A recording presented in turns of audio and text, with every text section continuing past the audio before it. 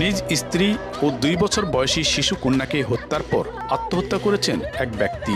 চাঞ্চল্যকর এই ঘটনাটি নিয়ে এলাকায় চলছে তোলপাড়। স্থানীয় পুলিশ সূত্রে জানা যায়, বৃহস্পতিবার রাত 12টার দিকে শয়নকক্ষে ঢুকে স্ত্রী দৃষ্টি এবং কন্যা জেমির উপর ধারালো ছুরি নিয়ে চড়াও হয় জয়। এলো পাতারি ছুরিকাঘাতে ঘটনাস্থলে মা ও মেয়ের মৃত্যু হয়। মা মেয়ের চিৎকারে স্বজন ও প্রতিবেশীরা জড়ো হলে একই ছুরি নিয়ে নিজের গলায় চালিয়ে দেন জয়। গুরুতর জখম অবস্থায় তাকে রাজশাহী মেডিকেল কলেজ হাসপাতালে নেওয়ার পর সেখানে তার মৃত্যু হয়। স্থানীয়রা জানান, দীর্ঘদিন ধরে চলছিল পারিবারিক বিরোধ। সেই বিরোধের জেরেই হয়তো ঘটেছে এমন মর্মান্তিক ঘটনা। 12টার পরে তো মনে করি কেউ ঘরে যাচ্ছে, কেউ গেট দেওয়া নেই, সবার গেট খোলা আছে, কেউ আটকায়নি, খালি ওরাই গেটটা আটকাইছে। আটকানোর পরে চিৎকার করলো, ছেলের বউ চিৎকার করে, সবসময় চিৎকার করে, জিনিসপত্র ভাঙিয়ে রাখছে, দিতে পারে না মানসিক রোগ। আমরা দৌড়ে যে পাশে দাঁড়ায় বাবারে ভাঙিস না বাবা, ভাঙিস না বাবা করি, কিন্তু এই পরিস্থিতিতে হবে সেটা তো জানি না যে এই পরিস্থিতিটা হয়ে গেছে। ছেলের বউ দৌড়ে সে গেট খুলিছে, গেট খুলে ধাস করে পড়ে গেল।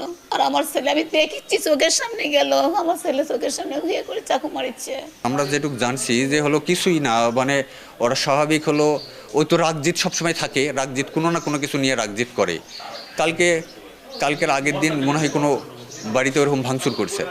কালকেও হলো ওর স্বাভাবিকই ছিল, তবে হলো ওই রাগজিৎ হচ্ছিল 2 দিন থেকে। ও কিন্তু মেন্টালি ট্রিটমেন্টেও থাকে, মেন্টাল ডাক্তারের। হ্যাঁ সে ডাক্তারের বোধহয় বাড়িতে হলো আলোচনাও করেছে, সেটা শুনলাম আমরা যে হলো ডাক্তারের কাছে নিয়ে যাওয়ার কথা বলছে। আমি শুধু ওই পরার কাপড়টা ছাড়া আর খাওয়াটা ছাড়া আমি কিচ্ছু পাই না ওদের কাছে। কারণ যেহেতু নিজের স্বামী ইনকাম করে না, তাহলে কোথা থেকে পাবে বলেন? আর বাবা মার ঘর থেকে কত দিবে? বাবা মারও অসহ্য হয়ে গেছে, এই করে সেই করে অনেক কিছু আর কি অনস্ত করে। ওদের ভালো লাগে না আমাদের মেয়ে খারাপ, আমাদের ফেরত দিত। আমাদের মেয়ে কী দুষ করছে ওদের কাছে? এবার যাইতেই চাই না, ওরা জোর করে নিয়ে গেছে, যাইতে চাই না, আমি যাবো না এখানে যাবো না, তারপরেও জোর করে নিয়ে যেরকম অবস্থা করবো এটাকে আমরা ধারণা করতে পারি না যেরকম অবস্থা ওরা করবো। মরদেহ উদ্ধার করে মর্গে প্রেরণ করেছে পুলিশ।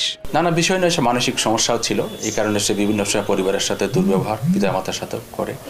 এই ধারাবাহিকতায় পরিবারের সাথে কালকে তার একটু মনোমালিন্য হয়। রাতের গভীর রাত হলে ঘরের দরজা বন্ধ করে স্ত্রী সহ শুয়ে পড়ে। ইতিমধ্যে সে ঘরে থাকা চাকু দিয়ে স্ত্রীকে প্রথমে স্টেপ করে, পরে শিশুকন্যাকে স্টেপ করে, পরে নিজেকে আত্মহত্যার জন্য নিজেও এলোপাথারিভাবে তার শরীরে ছুরি চালায়, গুরুতর আহত হয়। পরবর্তীতে চিকিৎসাধীন অবস্থায় ঘাতক রাজশাহী মেডিকেল কলেজ হাসপাতালে মৃত্যুবরণ করে এবং তার স্ত্রী আত্রাই মেডিকেল কলেজ হাসপাতালে মৃত্যুবরণ করে। শিশুকন্যাও রাজশাহী মেডিকেল কলেজেই মৃত্যুবরণ করেন।